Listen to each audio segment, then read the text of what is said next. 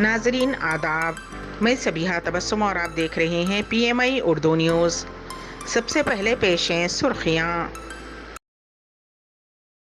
Telangana assembly इंतखाबात के लिए जुमा से पर्चे नामजदगियों के इत्काल के अमल का आगाज़। 9 असम्बली हलकों से मुकाबला करने मजलिस का ऐलान। YSR तेलंगाना पार्टी ने इंतखाबात में मुकाबला न करने का किया फैसला। बहरीन ने इसराइल के साथ माशी ताल्लुकात किए ख़त्म। तेलंगाना असम्बली इंतखाबात का नोटिफिकेशन जुमा को जारी किया गया। उसके फौरी बाद उम्मीदवारों की जानिब से पर्चे नामजदगियों के इत्काल का अमल शुरू हो जाएगा। पर्चे नामजदगी दाखिल करने की आखिरी तारीख इस महीने की 10 तारीख है। 13 तारीख को पर्चे नामजदगी की जांच होगी, जबकि नाम वापस लेने की आखिरी तारीख इस माह की 15 तारीख मुकर्रर की गई है। इस महीने की 30 तारीख को एक ही मरहले में रियासत में पोलिंग होगी। नताइज का ऐलान 3 दिसंबर को किया जाएगा। रियासत के तमाम 119 असम्बली हलकों में 3.17 करोड़ वोटर्स हैं और 35,356 पोलिंग स्टेशन बनाए जाएंगे। चीफ इलेक्टोरल ऑफिसर विकास राज ने बताया कि इंतखाबात के सिलसिले में तमाम इंतजाम कर लिए गए हैं। अब तक सिर्फ हुक्मरान जमात BRS ने अपने 115 उम्मीदवारों के नामों का ऐलान कर दिया है। कांग्रेस की जानिब से 100 और BJP की जानिब से 90 उम्मीदवारों के नामों का ऐलान किया गया है। कुल हिंद मजलिस इत्तेहादुल मुस्लिमीन ने 9 हलकों से मुकाबला करने का ऐलान किया है। आज दारुस्सलाम में प्रेस कॉन्फ्रेंस से खिताब करते हुए सदर मजलिस बैरिस्टर असदुद्दीन ओवैसी ने कहा कि मजलिस इस मरतबा मौजूदा 7 असम्बली हलकों के अलावा मजीद 2 हलकों जुबली हिल्स और राजेंद्र नगर से मुकाबला करेगी। उन्होंने कहा कि मौजूदा 2 अरकान असम्बली सैयद अहमद पाशा खादरी और मुमताज़ अहमद खान को टिकट न देने का फैसला किया गया है। उनकी जगह 2 कायदीन मेयर जुल्फ़िकार अली और मोहम्मद माजिद हुसैन को टिकट दिया गया है। उन्होंने कहा कि नामपल्ली असम्बली हलके से माजिद हुसैन और याकूतपुरे से जाफर हुसैन मेराज, चार मीनार से जुल्फ़िकार और बाकी मौजूदा अरकान असम्बली को टिकट दिया गया है, जिनमें अकबरुद्दीन ओवैसी को चंद्रायन गुट्टा, अहमद बलाला को मलकपेट और कौसर मोहिउद्दीन को कारवान से उम्मीदवार बनाया गया है। BRS के सीनियर लीडर व हज कमेटी सदर नशीन अलहाज मोहम्मद सलीम ने कहा है कि BRS दोबारा इख्तियार हासिल करेगी। अक़लियतों बिलखुसूस मुसलमानों के लिए सीने में तड़पता दिल रखने वाली शख्सियत का नाम KCR है। कांग्रेस के वादे धोखे और फरेब से कम नहीं हैं। महज 9 साल में हैदराबाद को सिंगापुर और पेरिस की तरह बनाने का सहरा सिर्फ KCR के सर जाता है। तेलंगाना के मुसलमानों को KCR पर पूरा भरोसा है। वो किसी धोखे या फरेब में आने वाले नहीं हैं। साबिक MLC और हज कमेटी सदर नशीन अलहाज मोहम्मद सलीम ने पार्टी कायदीन अब्दुल मुकीद चंदा और दिगर के हमरा प्रेस कॉन्फ्रेंस से खिताब करते हुए कहा कि जिस तरह तोग़यानी के वक्त हैदराबाद की आवाम को पानी का खौफ दिलाकर लोगों के घरों को लूटमार और चोरी की गई थी, उसी तरह कांग्रेस इक़्तिदार में आने के बाद की जा रही है। अलहाज मोहम्मद सलीम ने कहा कि सारे मुल्क में KCR एक वाहिद लीडर हैं जिनकी सोच और अमल दोनों सेकुलर हैं। KCR की दूरअंदेश और सेकुलर सोच का नतीजा है कि आज तेलंगाना में 17,000 अय्यामा व मुअज़्ज़िनीन के एजाज़ दिया जा रहा है। मुल्क भर में इसकी मिसाल नहीं मिलती। यहाँ तक कि उन रियासतों में ऐसी मिसाल नहीं मिलती जहाँ पर कांग्रेस इख्तियार में है। इनकम टैक्स के ओहदेदारों ने तेलंगाना कांग्रेस के सीनियर लीडर व साबिक वजीर जाना रेड्डी की क़यामगाह पर धावे कर रहे हैं। बताया जाता है कि जाना रेड्डी के फर्जंद रघुवीर रेड्डी की कंपनी के कारोबार से मुताल्लिक़ टैक्स चोरी के इल्ज़ाम में ये धावे किए जा रहे हैं। रघुवीर रेड्डी कांग्रेस पार्टी के टिकट पर नागार्जुना सागर असम्बली हल्के से मुकाबला करने वाले हैं। गुज़िश्ता रोज़ भी हैदराबाद में महकमे इनकम टैक्स की जानिब से कांग्रेस कायदीन के मकानात पर धावे किए गए थे। बड़ंगपेट में C पाराजिता नरसिम्हा रेड्डी, महेश्वरम कांग्रेस पार्टी के MLA उम्मीदवार लक्ष्मा रेड्डी बिशमूल पार्टी के बाज़ कायदीन के घरों पर IT हुक्काम की जानिब से धावे किए गए। बालापुर में वाक़े नरसिम्हा रेड्डी की क़यामगाह पर जुमेरात की सुबह 5 बजे से IT हुक्काम ने तलाशी ली थी। इसी दौरान इत्तला मिली है कि महेश्वरम हल्के से कांग्रेस के उम्मीदवार LRK के घर पर भी IT हुक्काम की जानिब से धावा किया गया। बालापुर का गणेश का लड्डू खरीदने वाले लक्ष्मा रेड्डी के घर पर भी धावे किए गए। उसी तरह और भी कांग्रेसी कायदीन के घरों पर IT हुक्काम की जानिब से धावे किए जा रहे हैं। ज़राए के मुताबिक हाल ही में पार्टी के टिकट के लिए करोड़ों रुपये के लेन देन की इत्तला पर यह कार्रवाई की गई है। YSR तेलंगाना पार्टी की सदर YS शर्मिला ने ऐलान किया है कि वो 2023 में तेलंगाना असेंबली इंतखाबात नहीं लड़ेंगी। प्रेस कॉन्फ्रेंस से खिताब करते हुए उन्होंने कहा कि हमने ये फैसला इसलिए किया है कि हम अपोजिशन के वोट को तकसीम नहीं करना चाहते। शर्मिला ने वाजे किया कि इलेक्शन लड़ने का कोई इरादा नहीं है और अपोजिशन के वोटों को तकसीम करते हुए KCR को जीतने में मदद नहीं करेंगे।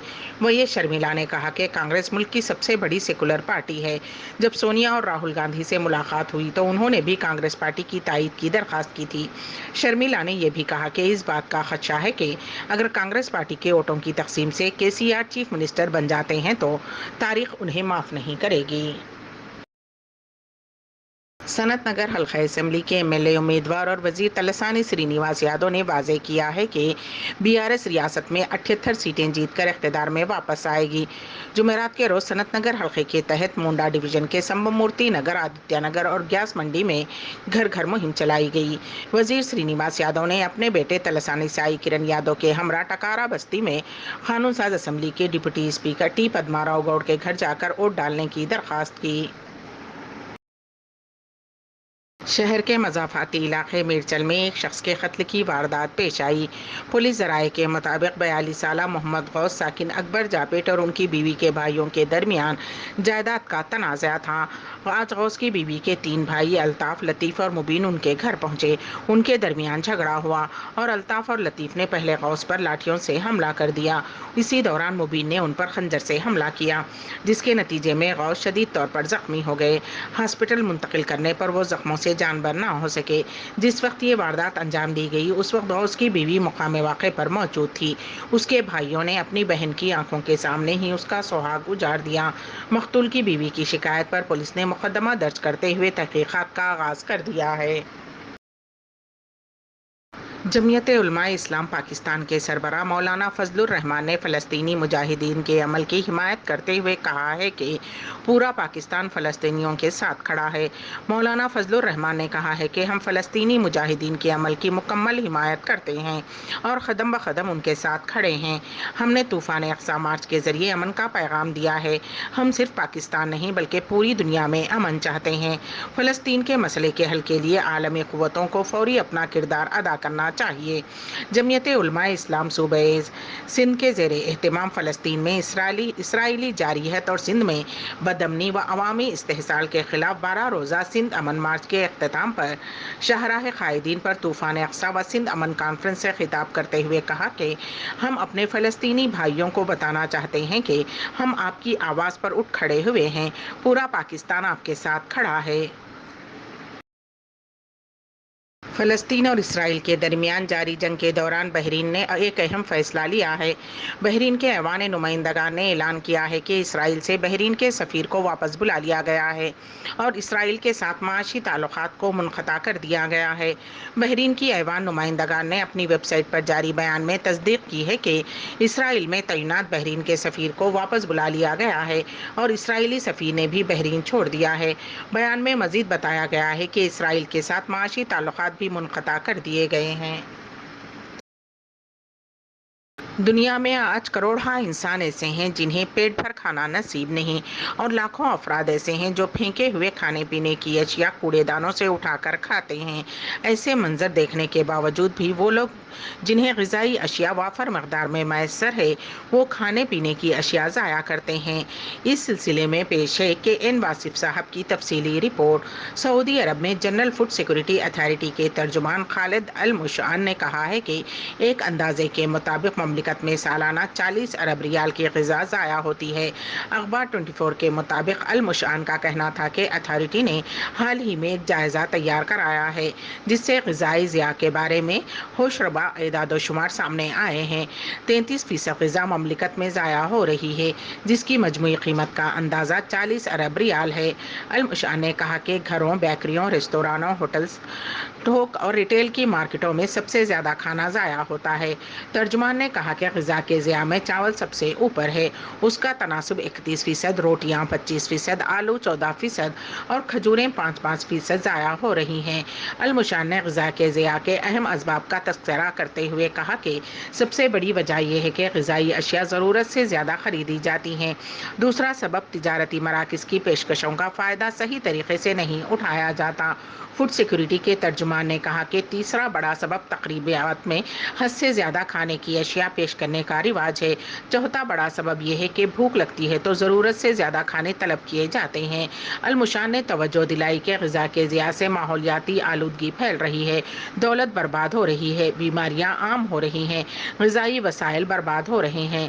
المشان نے مزید کہا کہ غذا کے ضیاع سے بچنے کے لیے ضروری ہے کہ کھانا ضرورت کے مطابق ہی طلب کیا جائے، غذائی اشیاء معقول مقدار میں خریدی جائیں۔ سپریم کورٹ نے جمعہ کو انجمن انتظامیہ مسجد کمیٹی کی اس درخواست کو مسترد کر دیا جس میں الہ آباد ہائی کورٹ کے چیف جسٹس کے گیان واپی کیس کو 2021 سے سننے والی سنگل جج بینچ سے واپس لینے کی انتظامی فیصلے کو چیلنج کیا گیا تھا۔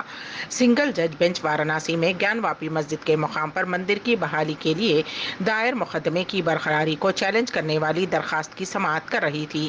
Chief justice D Y Chandrachud, justice J B Pardiwala اور منوج مشرا پر مشتمل بینچ نے مسجد کمیٹی کی نمائندگی کرنے والے سینئر وکیل حذیفہ احمدی کے دلائل سننے کے بعد اسے مسترد کر دیا۔ بینچ نے کہا کہ ہمیں ہائی کورٹ کے چیف جسٹس کے حکم میں مداخلت نہیں کرنی چاہیے۔ ہائی کورٹ میں یہ ایک بہت ہی معیاری عمل ہے، یہ ہائی کورٹ کے چیف جسٹس کے دائرۂ کار میں آنا چاہیے۔ انجمن انتظامیہ مسجد کمیٹی ہائی کورٹ کے چیف جسٹس کی طرف سے کیس کو سنگل جج بینچ سے واپس لے کر کسی اور بینچ کو سونپنے کے فیصلے کو چیلنج کر رہی ہے۔ درخواست کو خارج کرنے سے پہلے سی جے آئی نے کیس کو منتقل کرنے کی وجوہات پر غور کیا اور کہا کہ وہ کھلی عدالت میں اس کی سماعت نہیں کرنا چاہتے۔ اسی کے ساتھ ہی 30 اکتوبر کو اردو نیوز الہ آباد یہیں ہائی پر کورٹ نے اختتام پذیر ہوتی ہیں، تو کی دیجیے گا درخواست پر سبیہ سماعت تبسم 8 کو نومبر تک اجازت۔ ملتوی اللہ کر دی تھی۔ حافظ۔ وارانسی کی ایک عدالت نے 2 نومبر کو آرکیالوجیکل سروے آف انڈیا کو 17 نومبر تک توسیع دی، جب اے ایس آئی نے کہا کہ اس نے گیان واپی مسجد کمپلیکس کا سروے مکمل کر لیا ہے، لیکن رپورٹ کا مسودہ تیار کرنے کے لیے مزید وقت درکار ہے۔ اے ایس آئی کو 6 نومبر تک سروے پیش کر دینی تھی۔